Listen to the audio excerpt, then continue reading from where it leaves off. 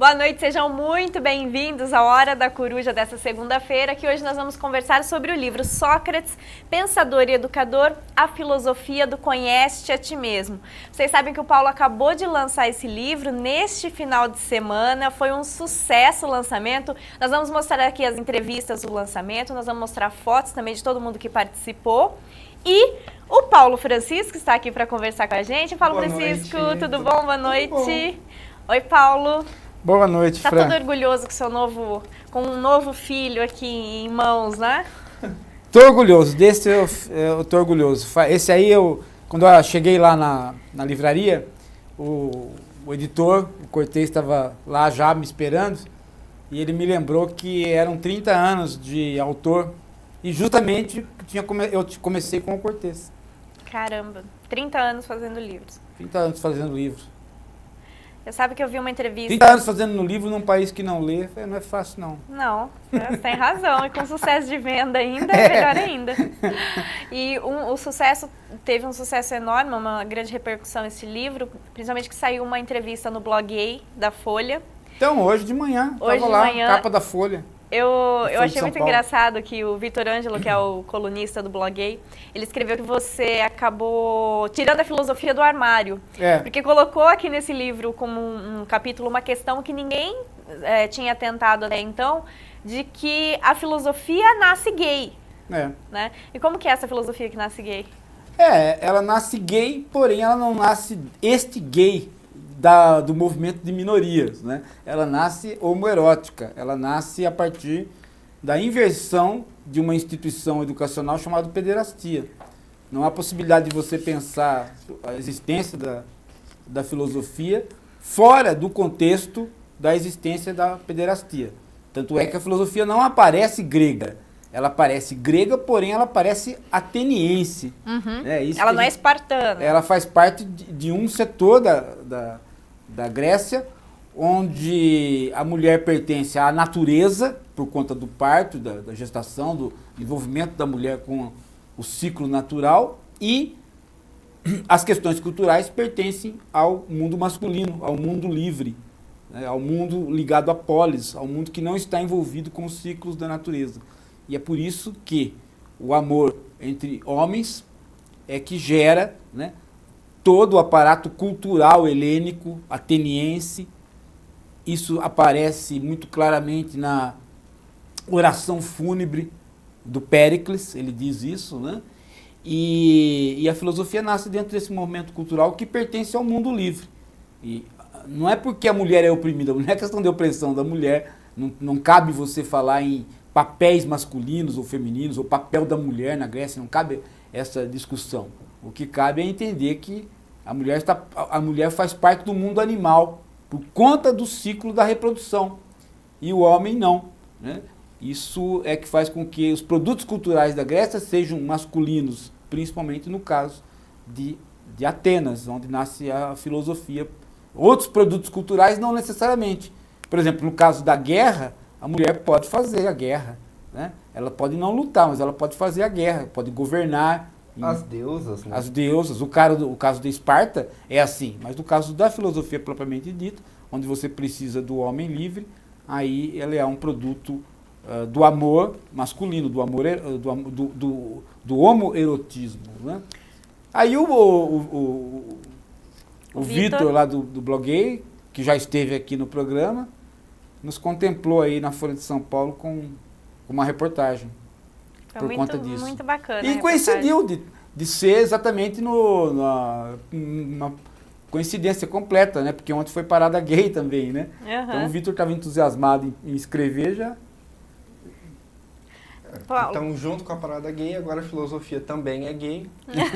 Completamos o quadro. Achei interessante ele falar que quando ele estudou filosofia, ou quando todo mundo estuda filosofia, ninguém atenta para isso, mesmo no caso dele sendo gay, não atentou para o fato de que existia essa relação entre homens ali na Grécia, tá, e que isso foi fundamental para o nascimento da filosofia. É porque todo mundo trata o homoerotismo como uma questão,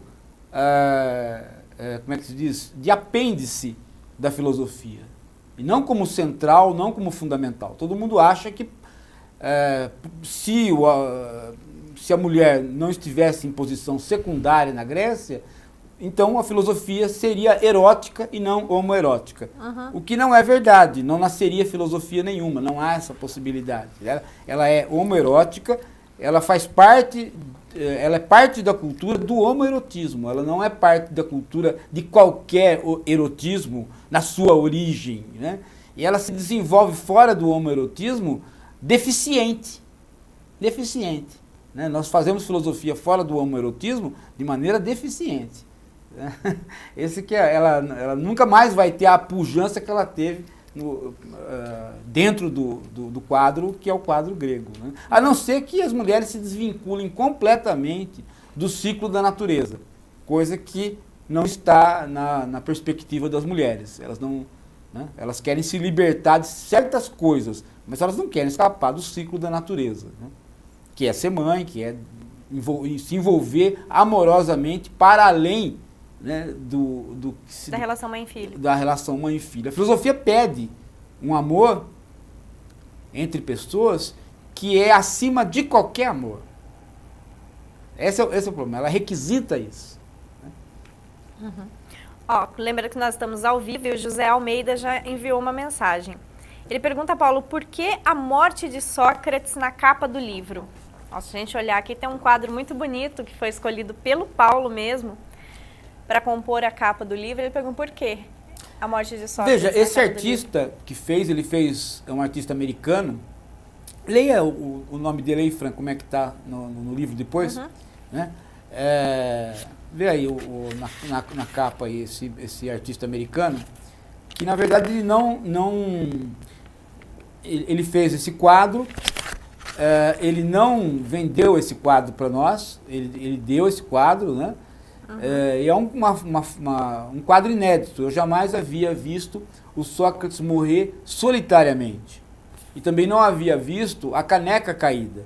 Porque a gente sempre tem a ideia de que foi dado a cicuta ao Sócrates, foi retirada a caneca e aí ele foi, né, na descrição platônica da morte dele, ele morreu rodeado pelos amigos. Rodeado pelos amigos. Né? Esse é o primeiro quadro, é um quadro americano muito bonito, a perspectiva do quadro é muito bonita, porque é uma perspectiva de quase como se a câmera, o olhar do pintor estivesse ao chão, né?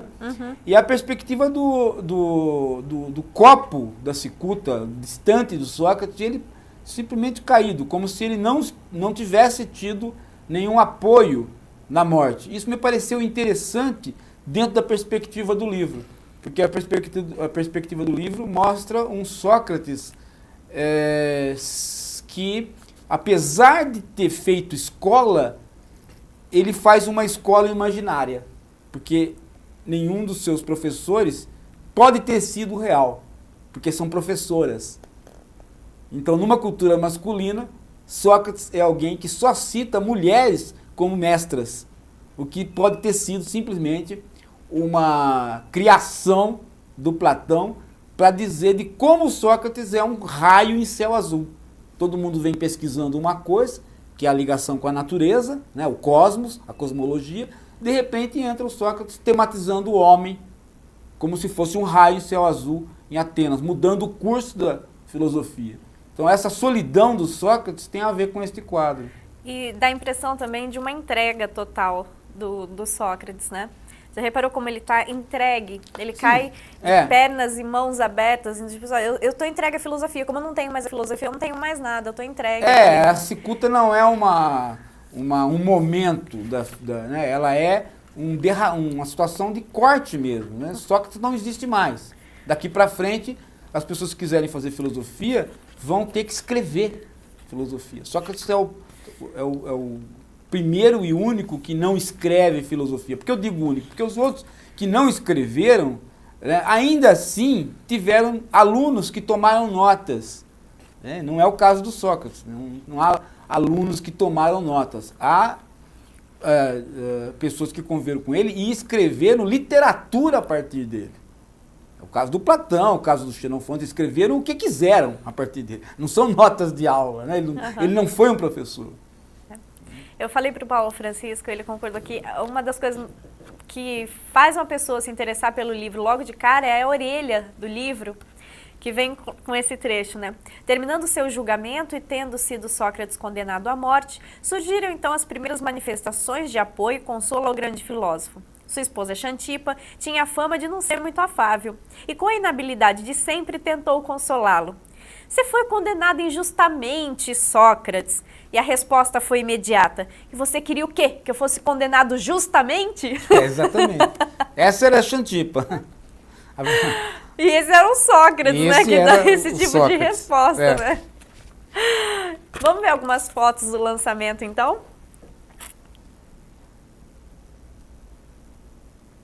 Roda pra gente, Fábio, por favor.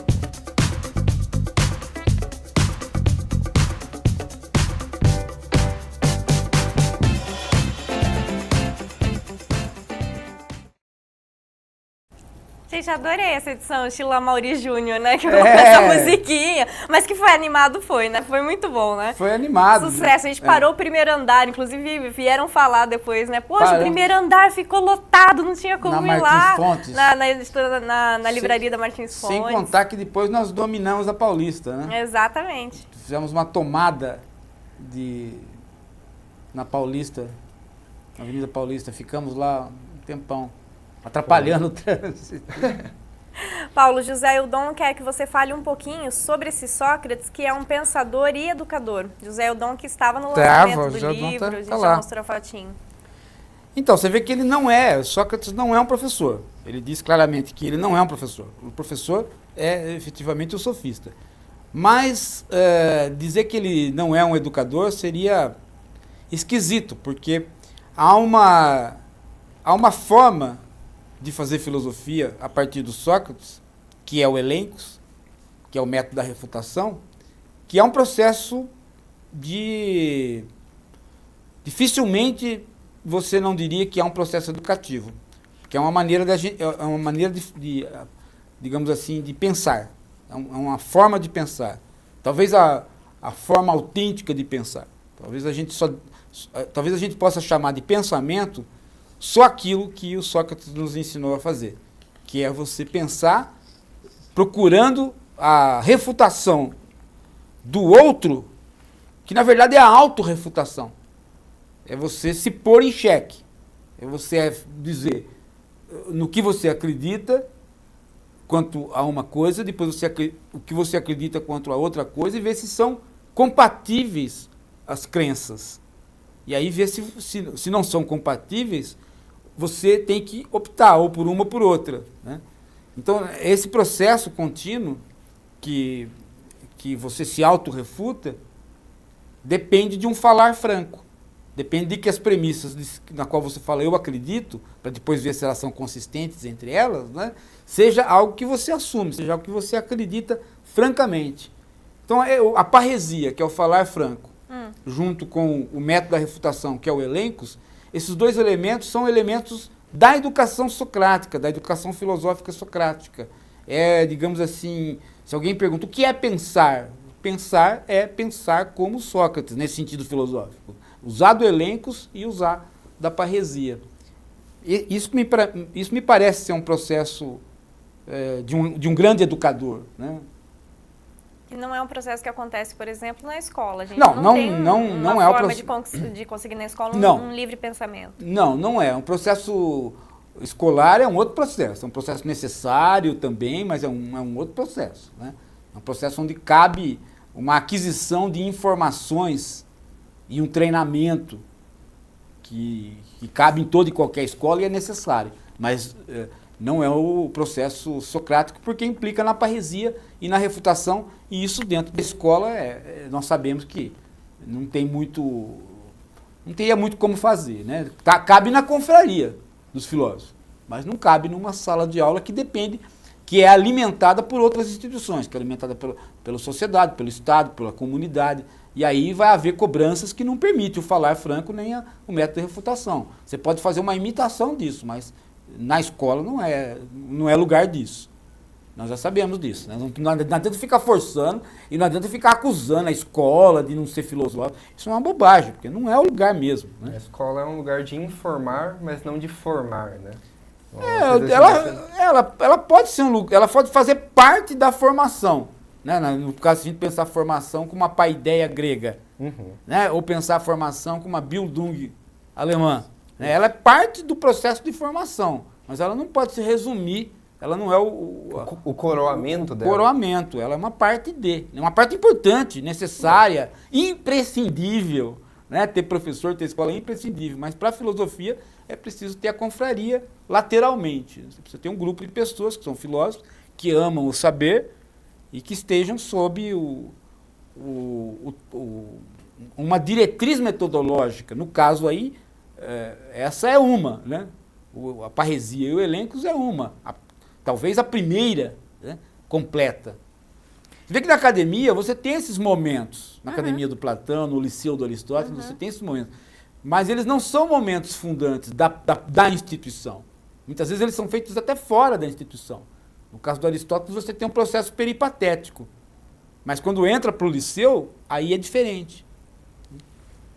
O Henrique, de Minas Gerais, Paulo, pergunta se, para Sócrates, a filosofia era aprender a viver ou aprender a morrer? O que você acha, Paulo Francisco? Eu acho que aprender a viver é aprender a morrer. São duas coisas que, na verdade, são a mesma coisa, né? Porque se você aprende a viver para se preparar para a morte, portanto, você aprende a morrer. É interessante como Sócrates parece não ter medo da morte. Né? É que... A morte não é um grande problema. Tudo bem, o Sócrates já tinha uma certa idade. É que a morte, no caso do platonismo, no caso do socratismo, não é a morte, né? É a morte em vida. É a capacidade que você tem de se desligar das situações que o chamam apaixonadamente para que você possa fazer avaliações objetivas. No fundo, a morte é a situação de objetividade. É você poder ser objetivo. Quem que é o mais objetivo dos homens? Aquele que não estiver participando de nenhuma ligação entre os vivos, ou seja, aquele que aprendeu a morrer em vida. É nesse sentido que é a morte filosófica. Né? Eu posso suspender o meu juízo, fazer uma époque, investigar, esperar, todo mundo está me cobrando, não estou nem aí porque eu não estou vivo. Entendeu? Eu entro na vida quando eu quiser, eu estou morto, eu entro quando eu quiser. Né? Que é a diferença entre política e filosofia. A diferença entre política e filosofia. O Heráclito também fazia isso, né? Assim, é à noite, quando tudo está morto, que nós sabemos onde está a verdade, né? Onde nós não estamos participando, porque no momento que nós estamos participando, nós fazemos parte. E aí nós tomamos partido, e a filosofia não pode tomar partido. Ela tem um momento investigativo anterior a tomar partido, que é uma pretensão de objetividade. E isso é estar morto, né? Isso é se desligar das paixões da vida. Né? E a filosofia tem um momento de solidão, né? Tem um momento de estar consigo mesmo também. Na confraria. A confraria permite isso. Porque se você estiver sozinho, você nunca sabe que você está sozinho. É pela filosofia ser uma atividade de confraria, de coletividade, que você pode se retirar. Esse é o truque. Né? A filosofia ela não pode ser feita por um pensador sozinho, ela é feita em confraria. E você pode tentar reproduzir, né, o diálogo entre os seus colegas com você mesmo, sozinho, exatamente porque você esteve com eles. Então, ela e você depende... estará com eles. Né? E você estará com eles. Então, o próprio Sócrates mostra isso. Né? Tem hora que ele se retira, fica 2 dias sem falar com ninguém, sem beber, de pé. Dizem que ele fez isso até em momentos da guerra. Né? Mas por que ele pode fazer isso? Né? Porque ele sabe a diferença entre estar acompanhado e estar sozinho. E a Luma pergunta de que maneira que os cursos de filosofia da universidade preparam os alunos para se tornarem filósofos socráticos. Ah, isso aí é com o Paulo Francisco. Ele que está fazendo o curso. Ele que deve estar sentindo na pele essa preparação filosófica fortíssima. Eu acho que, eu não sei se o Paulo Francisco, eu acho que eu não tinha essa ideia, porque já conheci o pai sendo professor de filosofia, Sim. mas eu imaginava que quando a gente chegasse na filosofia, ia até colocar umas roupinhas de gregos, assim, andar pelos jardins da universidade, né? Falando sobre filosofia, não funciona muito bem assim, não, né? Não, é uma coisa bem academicista, né? Forte, assim, vamos pegar essa palavra e vamos fazer a etimologia dela, vamos pegar e estudar estruturalisticamente tal autor. É sempre assim muito... ele te possibilita muita informação, mas se você não tiver amigos na sua sala de aula que você possa discutir francamente, é como se não acontecesse. Todas as aulas que eu tive que não foram com amigos, foram optativas em outros lugares, que eu não conhecia ninguém, não foi o mesmo aprendizado. Porque eu saio da aula, eu vou falar com quem sobre aquilo que eu ouvi. E de certa maneira, se eu não falo com ninguém, aquilo também eu esqueço, né? A importância das coisas fica muito maior quando você tem uma pessoa do seu lado, né? Você se doa verdadeiramente. É engraçado, porque a filosofia exige, ao mesmo tempo, estudo, né? Concentração, solidão, e necessariamente um grupo de pessoas envolvidas para que a gente possa fazer filosofia junto com os outros, porque sem eles não tem a filosofia. Não, o pensamento filosófico brota em momentos onde você perde a noção de quem é que deu a ideia. De quem é que deu a ideia. Quando você está conversando, e a conversa é tão dinâmica, a ponto de no final da conversa ninguém saber quem foi o indivíduo que predominou na conversa. O produto da investigação é tão amalgamado que você sai e fala assim, bom, mas será que essa ideia que eu estou agora é minha ou eu absorvi no meio da discussão? E nenhuma coisa nem outra. Né? Foi uma terceira ideia que brotou da conversação. E você entra na conversa com uma ideia, recebe outra, mas quando você sai, não é nenhuma nem outra. É uma terceira situação que brotou ali. O nosso pensamento tem uma facilidade muito grande de ficar viciado, né? Tem. Quando você monta um argumento na sua cabeça e ele faz sentido, ele parece que ele fica indestrutível para você. Precisa de um outro falar para você que tem um erro ali para você poder enxergar o erro. Precisa de um outro, inclusive muitas vezes para você, o outro nem precisa quebrar você. Na medida que você vai argumentando para o outro, você percebe que você já quebrou. Que é um trabalho totalmente socrático. Você percebe que você já não, que o seu argumento está fraco e você começa a absorver o argumento do outro e transportar para você. E nessa hora você absorve uma situação que não é a do outro, já é criação. Né? Você sai de uma conversação filosófica de confraria, que não é o debate, você sai com a filosofia tendo... como se você sai um para lá, outro para cá, e a filosofia sai sozinha, já montada, por outro lado. É interessante, porque a filosofia platônica, que tinha esse interesse de busca da verdade, encontrar a verdade, tinha isso já fechado, é totalmente o contrário da filosofia socrática, do que a conversa, o debate fazia a filosofia. Ninguém sabia para que caminho aquilo ia. O Sócrates não sabia, ele apenas colocava as perguntas. Ele não estava querendo buscar a verdade, ele não estava querendo fazer com que ninguém encontrasse o que é tal coisa, o que é. Ele apenas fazia perguntas e colocava as perguntas. Será que você já se perguntou sobre isso? E se acontece isso? É que tem uma pegada produtiva no Sócrates. Né? Há a esperança de você encontrar respostas que, na verdade, podem não ser encontráveis, podem ser criadas. O Sócrates não participa de uma discussão onde a questão da criação e da descoberta estão postas. A resposta pode ser uma descoberta e pode ser uma criação, porque ele não está tematizando isso. Mas o Platão tematiza. As respostas não podem ser inventadas. Elas são sempre descobertas. Elas já estavam prontas em algum lugar. Então você introduz um elemento metafísico, né? As respostas estão prontas no lugar. Né? Com estatuto ontológico. Você vai apenas parir essas ideias. Você vai só parir essas ideias. Sim. Isso no Platão. Né? Então você tem que fazer o quê? Uma rememoração das formas. E no Sócrates, essa questão não está posta. A questão entre criar e descobrir não está posta. No Platão ela está posta. E você não vai nunca criar, você vai descobrir. A Kelly pergunta, Paulo, se nessa polêmica sobre se Sócrates existiu ou era apenas um personagem criado por Platão, existe como saber, se existe comprovação de que realmente Sócrates existiu? Quem é Platão, quem é Sócrates? Sim, claro. Sócrates não é escrito por Platão somente, é escrito por centenas de outras pessoas, citado por dezenas de outros, escolas, chamadas escolas socráticas, de tudo quanto é tipo. Não é como o caso de Jesus. Jesus sim é mais difícil você saber se existiu, né? Mas Sócrates não. Sócrates é uma figura completamente histórica. E, inclusive, dá para saber nas obras do Platão o que é o Sócrates histórico, ou pelo menos o Sócrates histórico do Platão. E o que é o Platão. Dá para saber perfeitamente. Porque a gente não, até décadas atrás, a gente não tinha essa diferenciação, né? Os estudos sobre isso começaram, não tem tanto tempo. Não, é que assim a nossa bibliografia, ela é francesa e alemã. Né? Mas a bibliografia analítica e de língua inglesa, ela sempre fez essa diferença. Ela sempre começou por essa diferença, porque ela tem uma pegada que não é filosófica somente. Ela tem uma pegada de historiadores, helenistas historiadores. E aí são pessoas altamente treinadas para distinguir o quê? Distinguir estilo, né? Distinguir caminhos hermenêuticos.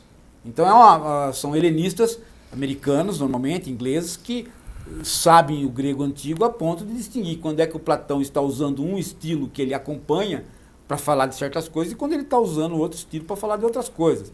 E também as origens arqueológicas. Você tem, do século XIX para cá, um progresso da arqueologia e um progresso da química e um progresso da física que acompanha a arqueologia de maneira a datar as coisas com precisão. E também você tem um encontro. Você tem um encontro de mais textos, de mais documentos, as coisas de mais cidades que foram descobertas. Inclusive algo muito interessante, né? Que alguns textos que ficam uma briga entre si. Americano não faz história com los e giz. Americano faz história com material científico. Você vai para um lugar investigar, tem escavação, tem físico, tem o médico que vai junto para saber a datação de ossos. Não é como outro dia aquele intelectual falou, né, que com ciências humanas você dá 200 mil para cada um e pronto. Não, o americano não sabe que ciências humanas é caro tanto quanto qualquer outra ciência. Nós é que achamos que não, que história é um negócio de ler livro, né? Eu achei interessante alguns textos de Platão que tem toda uma discussão se é atribuída a Platão ou não, se veio da escola platônica. E alguns desses textos estariam comprovando de que o Platão, ao final da vida, ele fez uma volta para esse caminho socrático, né? Sim. Há uma corrente helenista, de historiadores helenistas, que desenvolvem um trabalho grande de estilística dos textos. E agora com o computador, então, né, você pode mapear a presença de cada verbo, de cada palavra, inclusive a grafia, né? Você pode fazer um mapa e ver quanto que cada palavra se repetiu no texto e onde ela se repetiu. Então você capta o estilo perfeitamente. Há correntes de historiadores helenistas que desenvolvem essa ideia, né, de que os últimos textos platônicos não são do Platão, porém não platônicos. Né, são já uma volta ao socratismo. Isso não é uma corrente pequena, não. É uma corrente grande. E não precisa nem ser muito helenista. Isso é possível de ser inferido a partir do momento que você lê o Parmênides, que é um dos últimos livros do Platão. Né? O Parmênides ele é uma assunção das críticas que aparecem depois lá no Aristóteles. Como se o Platão estivesse sabendo muito bem o que o Aristóteles ia criticar nele. Né? E ele mesmo se autocritica. Então tem uma corrente que diz, bom, ele se autocritica, mas não abandona o platonismo. E tem outras correntes que dizem que não, ele se autocritica, ele faz uma autocrítica no Parmênides e ele abandona o platonismo, sim. O platonismo pertenceria, então, portanto, aquilo que a gente chama hoje de platonismo, né, seria, portanto, a fase intermediária do Platão. Você tem esse livro é um pouco fruto dessa nova bibliografia. Ele tenta introduzir essa nova bibliografia no contexto brasileiro. Até justamente pelo que a gente conversou na entrevista que eu fiz com você no lançamento do livro. Então acho que é melhor a gente passar a entrevista, aí a gente conversa um pouco sobre ela. Vamos ver a entrevista.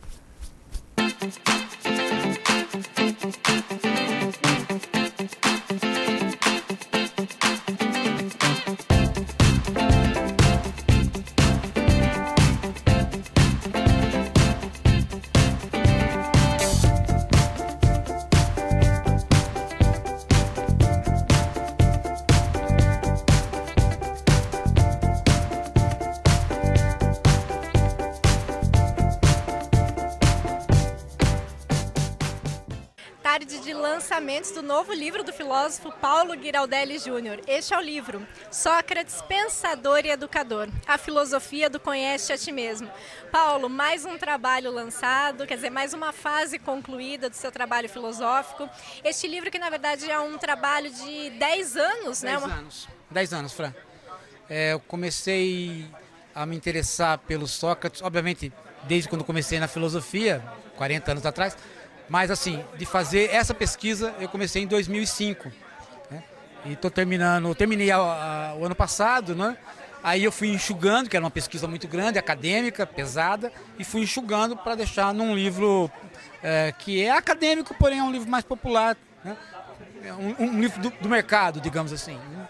Mas é um livro do mercado, um livro de certa forma diferente, porque a gente não encontra nada do que está aqui, do Sócrates, no mercado brasileiro editorial. Quer dizer, é uma pesquisa que você fez sobre Sócrates num sentido um pouco diferente do que o Brasil está acostumado. Ou seja, não por uma linha um pouco francesa, mas uma leitura por outros lados, é isso?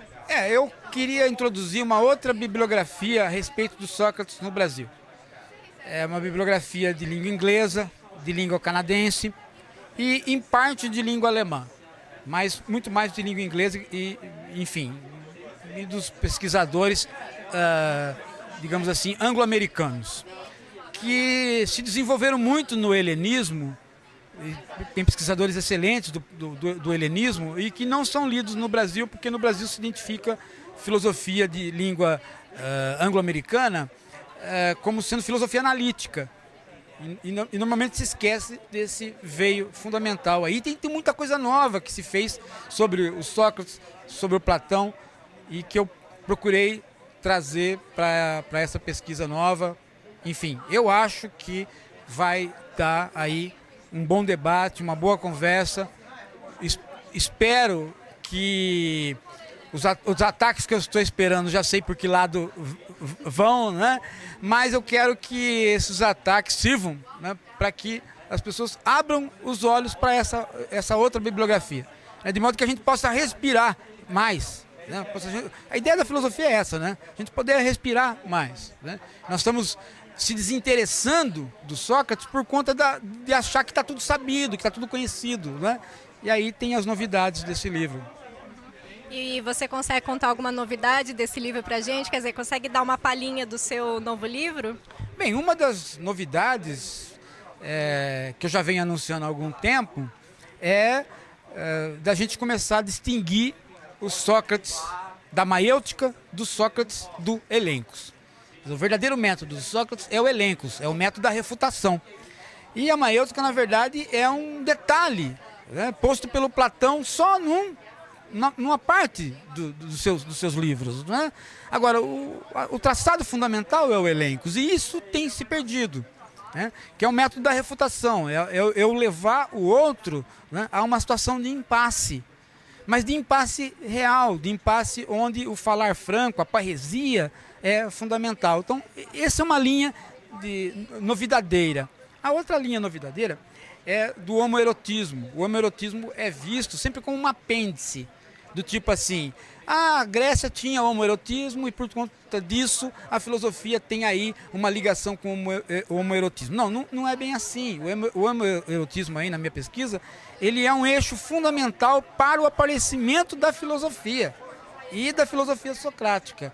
Por quê? Porque a mulher está ligada à natureza e o homem à cultura. Então o homem é livre, a mulher não é livre, porque a gravidez traz de volta para a natureza. E daí, portanto, a filosofia como elemento da cultura aparece no mundo masculino.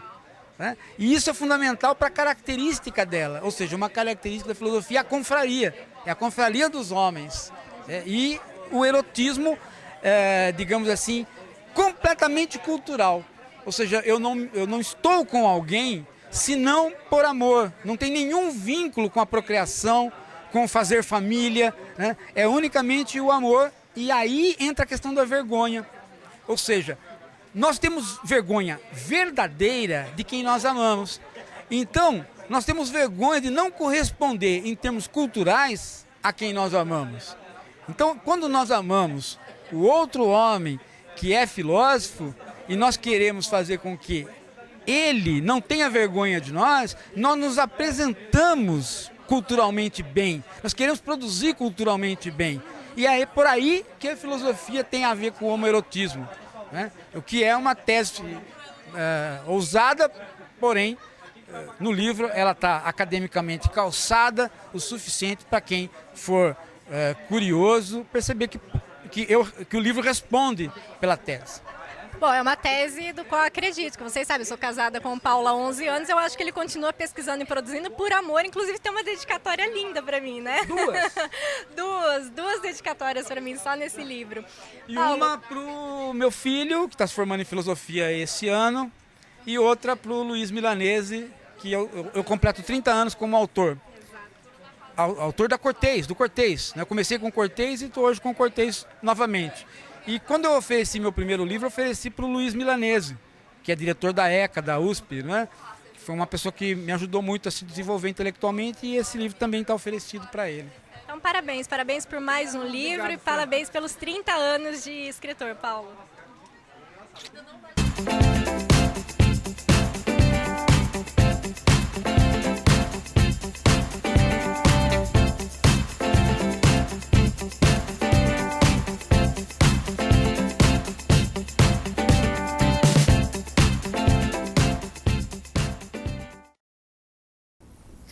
A filosofia, ela tem que ser fruto do amor sempre, né, Paulo? Seja o amor pela Sofia, pelo conhecimento, seja o amor pelo outro. Quer dizer, você quer sempre mostrar para o outro, quando você está apaixonado, aquilo que você tem de melhor. E você sente vergonha, e no sentido de você fizer algo que não é bonito, bom o suficiente, você se sente envergonhado. Você tenta sempre produzir aquilo que é melhor acho que não sei se é o penúltimo, acho que é o penúltimo capítulo, ele é sobre a vergonha. Sobre uma necessidade da vergonha para que a gente se desenvolva. É gozado isso, né? Que a gente dizem, você tem que perder a vergonha, perder a timidez.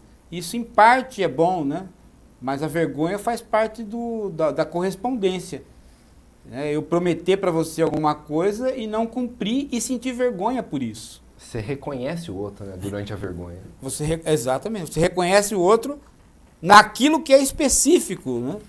Não naquilo que é genérico, naquilo que é específico que ele pediu, né? Mas você sabe por quê? Porque acho que eles tinham um sofista como contraposto, né? No sentido de que o sofista falava sobre tudo, o tempo todo, e sem ter vergonha de falar. Quer dizer, ninguém podia segurar o sofista, porque ele fazia o seu discurso, um discurso fechado, impecável, retórico, e nada afetava esse discurso, né? Então não era algo filosófico o discurso do sofista. Quando você está apaixonado, você tem vergonha do outro, ou seja, se um sofista fosse fazer um discurso para o qual ele estivesse apaixonado, ele mesmo ia começar a questionar aquele tipo de fala que ele faria.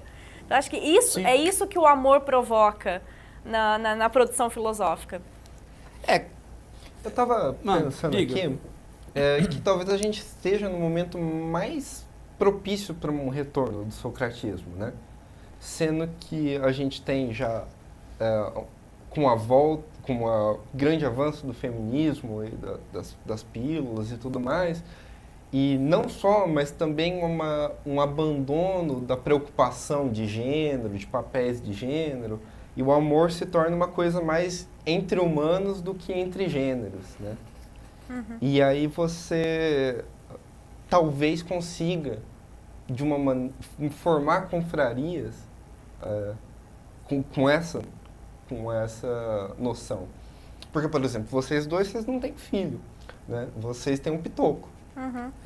E por isso, talvez, o casamento de vocês estejam tão bem. Não, você Assim, que pensa, não tá tão bem assim. não sei. Tá bem sim, para com isso. Brincando. Mas não, tem tudo a ver isso, porque você não consegue se dedicar à filosofia. E esse diálogo que tem que existir de troca o tempo todo. Então, por exemplo, o Paulo está fazendo uma nova pesquisa. É impossível ele fazer uma pesquisa sozinho. Ele tem que estar ali comigo, tem que ter um outro ponto com outras pessoas, mas comigo principalmente, né? Ele tá ali, olha, lê isso aqui que saiu agora, olha que legal, o que você acha? Conforme a sua leitura, é isso, é aquilo, a gente conversa, aí surge uma outra ideia. Ele tá dormindo, ele tem um sonho. Nossa, eu tive agora uma ideia legal, é isso, e senta lá e escreve. Acho que o melhor exemplo disso daí, Fran, é quem passou. Quem não passou não sabe o que é isso, mas quem passou sabe muito bem o que eu vou falar. O maior exemplo disso é o seguinte, a filosofia depende do interesse no outro. Não pode ser um interesse artificial. É o interesse no outro. O pensamento do outro tem que ser suficientemente uma curiosidade para você. É nesse sentido que o Sócrates atraía a juventude. Ele atraía porque as pessoas voltavam para casa e falavam, eu quero encontrar com o Sócrates amanhã. Eu não consigo mais ficar sem o Sócrates porque ele me pôs minhoca na minha cabeça. Eu preciso conversar com ele de novo. Então é nesse sentido. E a gente tem essa experiência quando você vai para o exterior e você está sozinho e você quer aprender uma língua. E aí você conversa com um monte de gente e não consegue aprender. E você só consegue aprender a hora que você arranja uma parceria de namoro. Naquele momento ali, que a pessoa que você está namorando está interessada em você e ela quer que você saiba o que ela está pensando e ela quer saber o que você está pensando verdadeiramente, você aprende a língua. Você sabe por quê, né?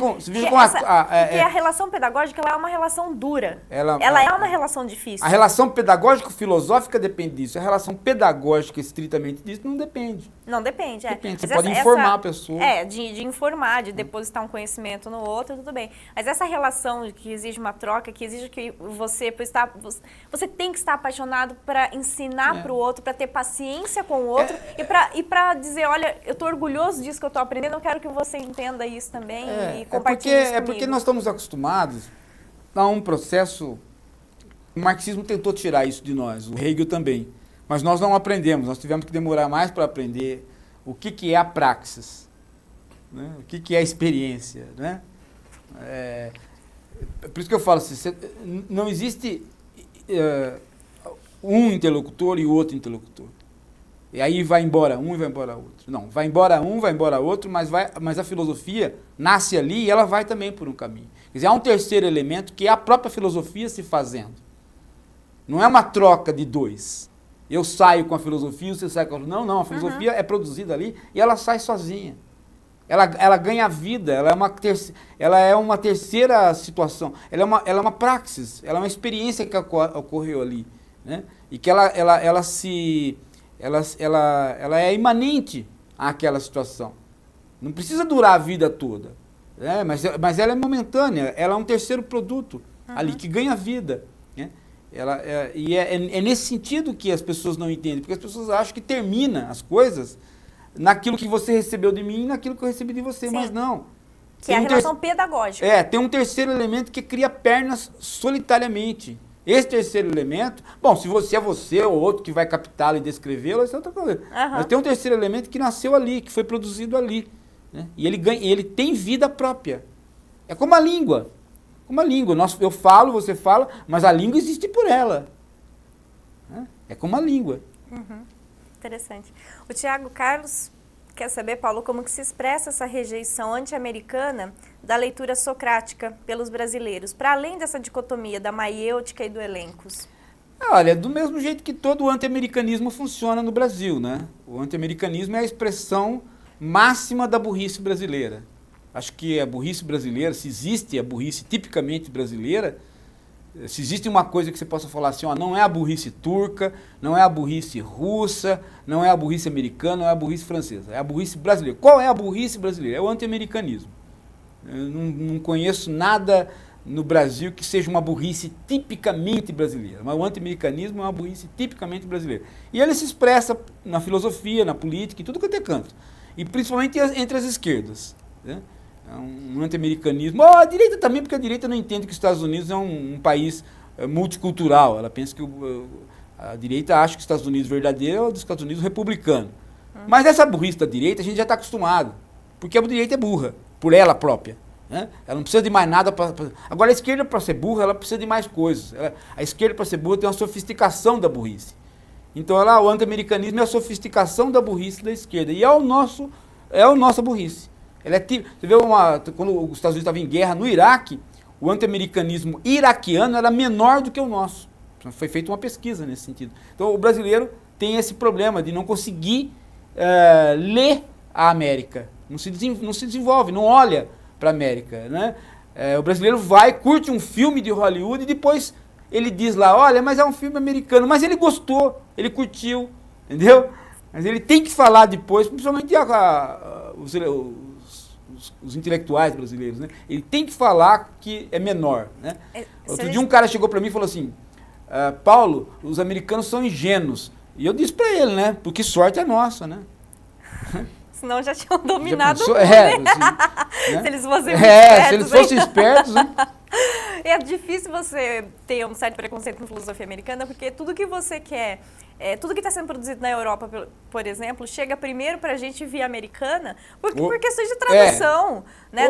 Hoje em dia sim. Os melhores tradutores do mundo. Os helenistas, né? Os grandes helenistas são americanos. Que fazem todo aquele trabalho mesmo de tradução, que não é você jogar no Google o texto e dar uma consertada, que faz aqui no Brasil, para poder vender baratinho. Há 30 anos atrás... São filósofos que estudam aquele filósofo, que conhecem a língua, que vão fazer toda essa tradução. É um trabalho há 30 anos atrás, eles perdiam em quantidade de livros anuais que eles liam para vários países. Você pega um francês, um alemão, um inglês, mesmo um espanhol ou um belga, a juventude lia mais do que a juventude americana. Hoje é diferente. Hoje a juventude americana é a que mais lê no mundo. Efetivamente. Agora, se ela lê coisa boa ou não sei, mas é a que mais lê. O mercado de leitores americanos é o maior do mundo. Os jovens leem, né? E o brasileiro é um dos piores. O jovem brasileiro, às vezes, passa um ano sem ler nenhum livro. Isso não acontece nos Estados Unidos. É uma cultura literária muito forte, de comprar livro, de gostar do livro, de ler, né? Num país onde tudo conta contra isso. Esse esforço que eles fizeram de inversão nesses últimos 40 anos, digamos assim, né? Que é um esforço paralelo ao esforço do Sputnik. É um esforço de suplantar o comunismo, né, em todas as áreas. Esse esforço rendeu, ele está rendendo ainda hoje. Porque se tem uma coisa que, se o amor constrói, o ódio também, né? O ódio também. Mas aí é o amor mesmo, é o amor próprio.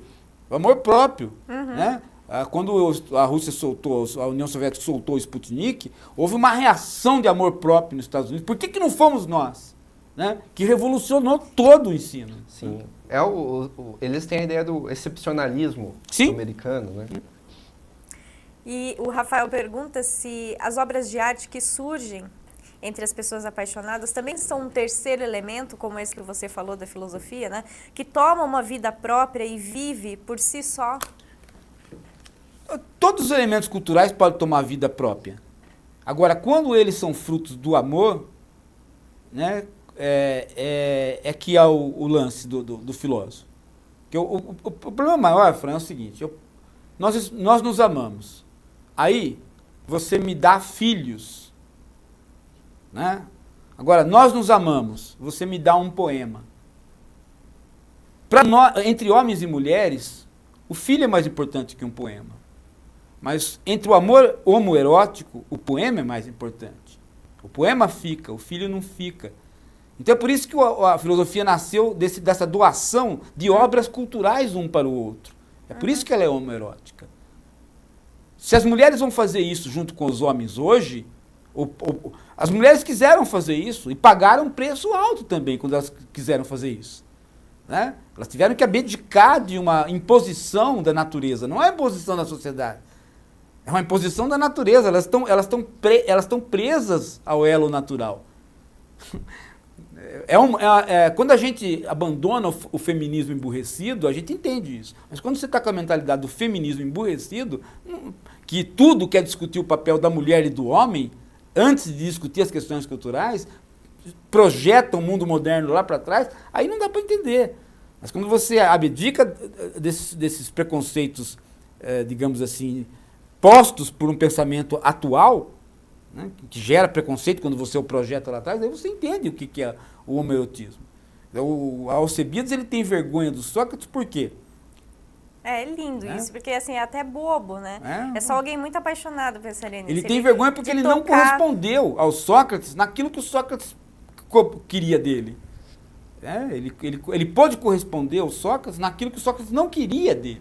Sócrates queria que ele fosse alguém que desse para Atenas uma nova legislação, uma nova capacidade de cidade.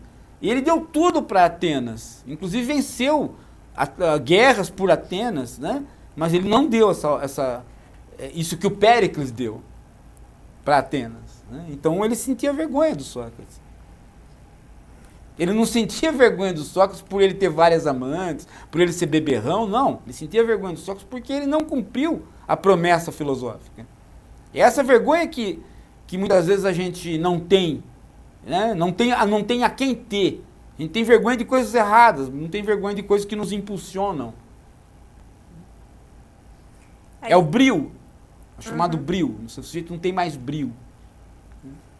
E a Joyce se pergunta, Paulo, ela comenta que você colocou hoje sobre aquela imagem da parada gay, que foi a imagem mais linda que você já viu nesses quase 20 anos de parada gay. E ela fala que o Cristo gay não foi bem aceito pela comunidade evangélica, lógico, com muita crítica. Mas como lidar com esse impasse? Como lidar com essa comunidade evangélica? O moralismo se pode lidar de uma forma franca, sem um deboche? Olha, o evangélico no Brasil, ele precisa urgentemente tomar um supositório de ensino fundamental. Não há mais condição, né? Nós temos que fazer com o evangélico o que nós fizemos com o católico. Nós intelectuais laicos, não religiosos, nós demos uma lição nos padres, nos anos 60. Nós ensinamos eles a falar, vocês vão ter que aceitar a nossa conversa. Vocês vão ter que recolher, né, aos tentáculos da Igreja Católica e vocês vão ter que voltar a pensar, porque vocês são bons pensadores, vocês têm boa erudição, vocês nos ensinaram a pensar, só que agora vocês não querem parar. Não. E a Igreja Católica aprendeu isso. A Igreja Católica aprendeu isso. Ela voltou a pensar, ela voltou a teologia da libertação é fruto disso. Você pode hoje achar uma droga, mas ela teve momentos de recuperação da discussão teológica muito importantes. Então, a igreja aceitou esse papel de voltar a pensar, de fazer uma PUC laica, entendeu? E os evangélicos estão numa fase anterior. Nós temos que convencê-los a estudar, convencê-los a se integrar, convencê-los a... Eles já cortaram o cabelo, eles já estão assistindo televisão, eles já estão podendo agora ter motel evangélico. Aos poucos eles vão se laicizando, e aos poucos eles vão poder fazer um ensino fundamental laico e deixar de ser tonto. E aí gente como Feliciano, esse tipo de gente vai pertencer não mais aos evangélicos, vai pertencer, os próprios evangélicos vão falar, isso é analfabetismo, isso é ignorância. Né? E aos poucos vai acontecer isso. As próprias, por exemplo, aconteceu nos Estados Unidos, o Batista Renovado americano faz debates teológicos, filosóficos, de ponta, em qualquer lugar das universidades. Né? E aos poucos isso vai acontecer no Brasil também. Né? Os próprios evangélicos vão dar risada do Feliciano daqui a poucos anos. Não vai demorar muito, não. Porque as pessoas vão, né? Do mesmo jeito que o católico faz hoje. Mas você sabe o que eu acho que é o grande problema? Católico, porque tem católico também tonto. Os intelectuais laicos no Brasil parece que não dão muita importância para o que está acontecendo e para os evangélicos. Eles não querem ter essa conversa, não querem fazer o confronto, o debate com eles. Assim, não, isso aí já vai passar, não vamos nem falar sobre isso. É porque conversar. Você não tem interlocutor. Mas na universidade americana, sim, mas tem interlocutor. Teve esse debate, por mais ridículo que parecesse, sempre tinha o debate do estudante de filosofia, ia lá debater com o pastor, que estava impedindo que a comunidade tomasse vacina, porque... Mas é que aqui no Brasil, o interlocutor religioso, ele é muito pobre. O evangelismo não adquiriu ainda, os evangélicos não adquiriram ainda um interlocutor, intelectuais capazes de discutir de igual para igual com os intelectuais laicos. Você não tem isso ainda no Brasil. São pouquíssimos, né? Então você é a mesma coisa que a direita está fazendo, né? A direita hoje tem alguns intelectuais que querem discutir com os intelectuais de esquerda, né? Até pouco tempo todos os intelectuais eram só de esquerda. Esquerda que eu digo, esquerda ampla, né? Esquerda ampla, que pode ir do leninista até o social-democrata mais light do mundo, né? Estou falando esquerda no sentido amplo. Agora tem alguns à direita que estão tentando estudar e fazer o debate andar, né?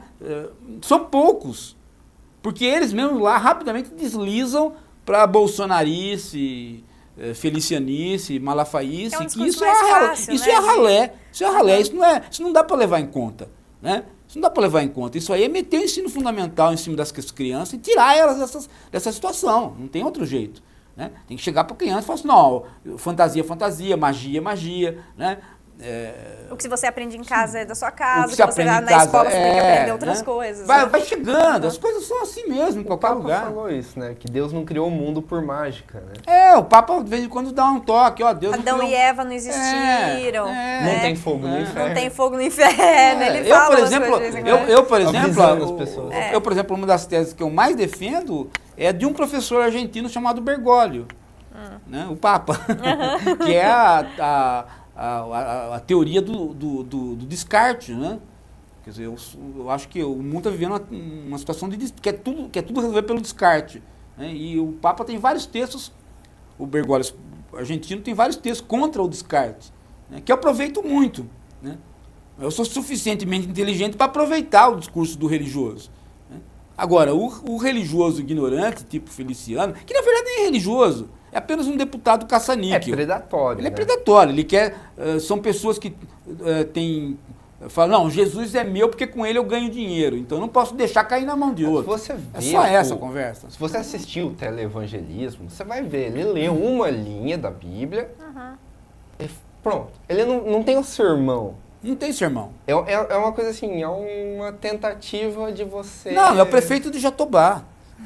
O evangelismo é o prefeito de Jatobá. Ele abre a Bíblia e escolhe uma frase. Só isso, entendeu? é uma frase, um verso. Não pode ter nada, mais né? que uma frase. O que é Não. Isso numa cultura de Facebook, de internet, onde todo mundo só gosta de ler uma frase, beleza, né? Beleza, tem o ateu que tem uma frase do Nietzsche, tem o evangélico que tem uma frase do Feliciano, e assim uma frase para lá, uma frase para cá. Mas isso aí, num país que está se desenvolvendo, né? Veja só, nós somos um país tão jovem, onde o ministro da Educação, né, teve que reoficializar o ensino. O ensino estava desoficializado. Você podia entrar na universidade sem nenhum diploma. Sem ter terminado o ensino médio. Sem fazer o ensino médio, porque você fazia o Enem. E a sociedade não percebeu que estava acontecendo isso já há quase 10 anos. E, né? Agora o Renato Angelini entrou lá, reoficializou o ensino. Quer dizer, você precisa trazer um filósofo com puta no diploma para fazer um ato que qualquer capial poderia fazer, que é reoficializar o ensino. Dizer, sem o diploma de ensino médio não pode fazer ensino superior.